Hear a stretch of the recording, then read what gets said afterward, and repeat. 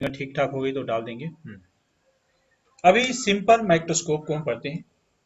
Simple microscope को magnifying glass भी कहते हैं। मैग्नीफाइंग ग्लास भी कहते हैं इसको। मैग्नीफाइंग ग्लास होता है सिंपल माइक्रोस्कोप में हम कॉन्वेक्स लेंस यूज करेंगे।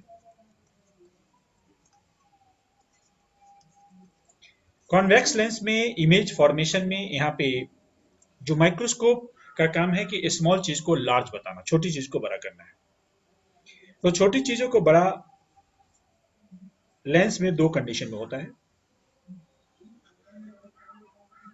छोटी चीज का बड़ा इमेज दो कंडीशन में होता है। एक कंडीशन तब होता है जब ऑब्जेक्ट को बिटवीन सी एंड एफ रखते हैं या बिटवीन फोकस एंड लेंस रखते हैं। तो यहाँ पे ऑब्जेक्ट को हम फोकस और लेंस के बीच में रखेंगे। हम फोकस और लेंस के बीच में ऑब्जेक्ट को रखेंगे। यहाँ पे आपके सामने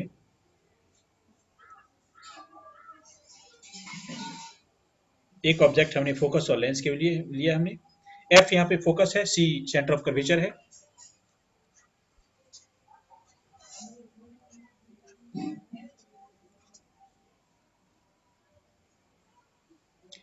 ए भी एक ऑब्जेक्ट है आपके सामने। ए भी ऑब्जेक्ट है। ऑब्जेक्ट से एक पैरेलल रे जाती है, parallel to principal axis. After refraction ये फोकस से पास होगी, ये फोकस से पास हो जाएगी। थोड़ा फोकस के नीचे है बट इसको आप फोकस से समझना है। सेकंड उसी टाइप से हम लेते हैं एक दूसरी लेंस, हम यहाँ पे लेते हैं जो लेंस हमारा दूसरी रे लेते हैं जो ऑप्टिकल सेंटर से पास होती है। ऑप्टिकल सेंटर से पास होती है सीधी रे। ये रे थोड़ा डाइवर्ट रे होगी। डाइवर्ट का रे का मतलब यहाँ पे है कि ये रे धीरे धीरे डाइवर्ज होगी। इसकी बैक साइड में ये वापस होने के बाद ये रे मिलेगी। ये रे बैक साइड में इसका इमेज पीछे की तरफ आने पे बनेगी।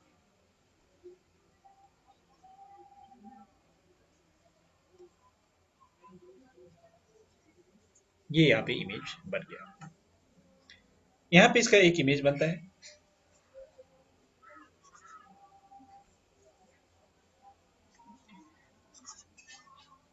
ए डैश और बी डैश इसका इमेज बना। ए बी का ए डैश बी डैश इमेज बना। ये इमेज मैग्नीफाइड इमेज बन रहा है। मैग्नीफाइड इमेज है क्योंकि हमारा पर्पस भी ये था इमेज और वर्चुअल इमेज है। ये आप ऑलरेडी पहले आपने पढ़ा है। हमारा पर्पस ही था, सिंपल माइक्रोस्कोप है, ऑब्जेक्ट का इनलार्ज इमेज होना चाहिए। तो ऑब्जेक्ट का यहाँ पे इनलार्ज मैग्नीफाइड इमेज है और वर्चुअल इमेज बना है। जिधर ऑब्जेक्ट है उसी साइड इमेज बनेगा। हमें इसका एक और टर्म निकालना होता है। उस टर्म को हम बोलते हैं यहाँ पे, उस टर्म को बोलते हैं हम मैग्नीफाइंग पावर। मैग्नीफाइंग पावर का डेफिनेशन मैं लिख देता हूं, फिर उसको मैं मिटा भी दूंगा। मैग्नीफाइंग पावर का डेफिनेशन होता है it is ratio of angle subtended bye, it is ratio of angle subtended bye, angle subtended bye image to object, image to object at I when both are at least distance of distinct vision, least distance of distinct vision.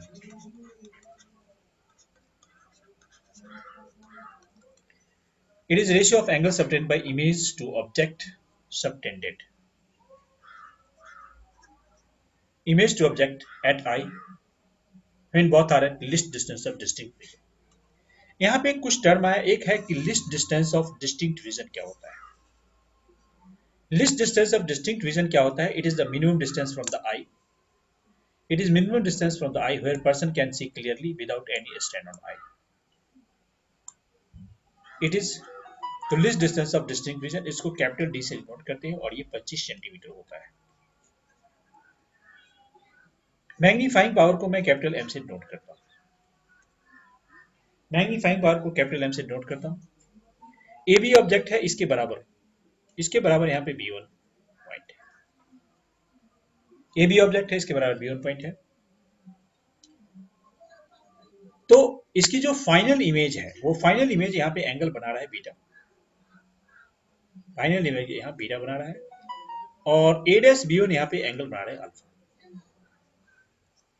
हमें magnifying power, जिसको मैं capital M से note करता हूँ, इसकी derivation मैं ऊपर side में करता हूँ। Magnifying power M equal to beta by alpha लेना है होगा। स्मॉल एंगल के लिए ये चीज हमें ten beta by ten alpha होगा,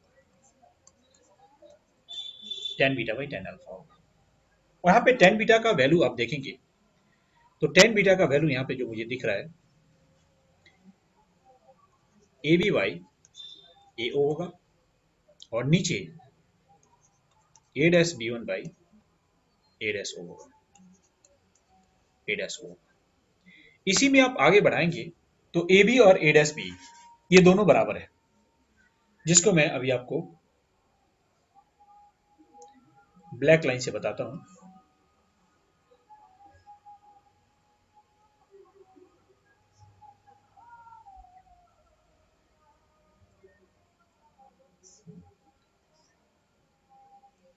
ये बराबर है, तो ये बराबर है, तो इसमें ये दोनों कैंसिल हो जाएगा। ये वैल्यू मेरे पास ए डैश ओ बाई ए ओ आ जाएगा। ये पोर्शन हमारे पास ए ओ जो है ऑब्जेक्ट की डिस्टेंस यू है और ए डैश वो ओ है जो वी है हमारे पास। तो यहाँ पे M equal to minus V by U आ जाएगा, माइनस वी बाई माइनस, ये कैंसिल होके वी बाई यू होगा, magnifying power V by U होगा। और वी की वैल्यू हम आगे जाके यूज जो करेंगे, वी की वैल्यू हम आगे जाके यूज करेंगे, वी की वैल्यू माइनस टी यूज करेंगे। इसको आप इक्वेशन वन ले लीजिए। इसमें से अगर कोई चीज पूछना है तो आप पूछ सकते हैं, क्योंकि मुझे दूसरे पेज में आगे चीज लिखना है। पूछना है तो आप बताइए, कोई पूछना है?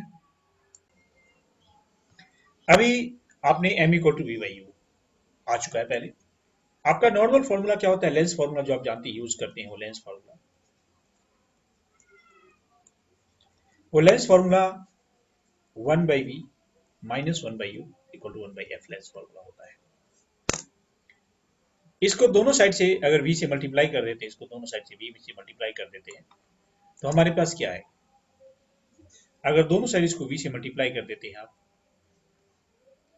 तो हमारे पास यही चीज आता है, implies one plus V by U minus हो गए equal to V by F. तो ये one minus V by F equal to V by U आ जाता है। जबकि मैं पहले कह चुका हूं कि v equal to minus T होता है और d की value least distance of distinct region होते हैं। तो इस हिसाब से ये one plus D by F हमारे पास v बाई यू हो गया, जो m है। तो मैग्नीफाइंग पावर का फॉर्मूला हमारे पास m की value one plus D by F आ गया। This is magnifying power, this is magnifying power of lens for simple microscope. इसकी यूज बार बार होगी, तो इसको अभी इतना ही इसमें रखेंगे। हाँ, इसमें एक केस और होता है, कई बार यूज होता है, when final image at infinity. अगर फाइनल इमेज इंफिनिटी है तो magnifying power m equal to सिर्फ डी बाई एफ हो जाता है। इसका डेरिवेशन हम नहीं करेंगे, बट ये होता है। अभी आगे आपके सामने हम दूसरा चैप्टर टॉपिक करने वाले हैं, वो है कंपाउंड माइक्रोस्कोप, जो नेक्स्ट पेज में होगा।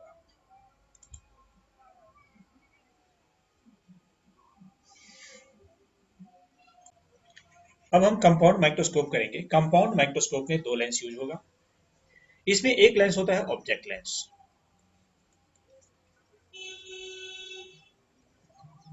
दूसरा लेंस होता है eye lens.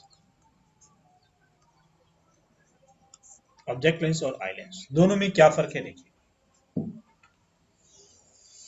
Object lens object का एक इनलार्ज इमेज बनाएगा, इनलार्ज इमेज बनाएगा और वो रियल इमेज बनाएगा।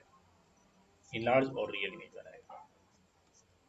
और आई लेंस उस रियल इमेज जो बनेगा उस इमेज को अगेन इनलार्ज करेगा, इसको अगेन इनलार्ज करेगा। अब ये दो बार इनलार्ज होगा, इसीलिए कंपाउंड माइक्रोस्कोप नाम दिया गया, और इसीलिए ये बहुत बड़ा इमेज बनेगा पहले से ज्यादा। सिंपल माइक्रोस्कोप में भी इमेज इनलार्ज हुआ है, बट कंपाउंड माइक्रोस्कोप में ज्यादा इनलार्ज इमेज बनेगा। अब यहाँ पे इसके लिए हमें एक चीज का याद रखना होता है कि लेंस में कब कब इनलार्ज इमेज बनता है, लेंस में कब कब इनलार्ज इमेज बनता है, ये याद रखना पड़ता है। तो लेंस में इनलार्ज इमेज बनता है, उसका दो कंडीशन है। कंडीशन वन, आपको अगर याद होगा तो अगर ऑब्जेक्ट की पोजीशन बिटवीन अगर सी एंड एफ है तो इनलार्ज इमेज बनेगा। और दूसरी कंडीशन है object between focus and lens है तो इनलार्ज इमेज बनेगा। यहाँ पे रियल इमेज बनेगा, यहाँ पे वर्चुअल इमेज बनेगा। ये काम कैसे करेगा, मैं दोबारा बस इसको रिपीट करता हूँ। इसको काम करने का सबसे सिंपल तरीका है कि पहली बार आप इसको यूज कीजिए फर्स्ट टर्म में, रियल इमेज बनाइए, जो ऑब्जेक्ट लेंस इसका रियल इमेज बना देगा। पहले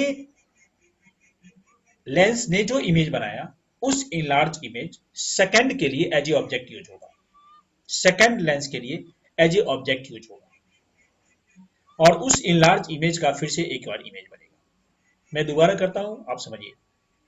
ऑब्जेक्ट लेंस, ऑब्जेक्ट का जो ओरिजिनल ऑब्जेक्ट है उसका रियल एंड इनलार्ज इमेज बनाएगा। ये ऑब्जेक्ट लेंस का काम है। ऑब्जेक्ट लेंस ऑब्जेक्ट का रियल और इनलार्ज इमेज बनेगा। इस जो इनलार्ज इमेज है वो दूसरे लेंस के लिए, आई लेंस के लिए एज ए ऑब्जेक्ट बिहेव करेगा, और फिर से इसका एक अगेन इनलार्ज इमेज बनेगा, अगेन इनलार्ज इमेज बनेगा। तो एक बार इमेज बड़ा हुआ, फिर वो बड़ा इमेज और ज्यादा बड़ा हो जाएगा, तो इससे पहले से इमेज काफी गुना ज्यादा होगा, कई टाइम्स ज्यादा इमेज होगा। अब मैं इसका ड्राइंग करता हूं। आप लोग इसको समझ गए हैं, एक बार इसको फिर से लिख लीजिए जो मैं अभी स्टेटमेंट बताया हूं। दो लेंस होगा, ऑब्जेक्ट लेंस के सामने ऑब्जेक्ट होगा, वो ऑब्जेक्ट का इनलार्ज और रियल इमेज बनेगा।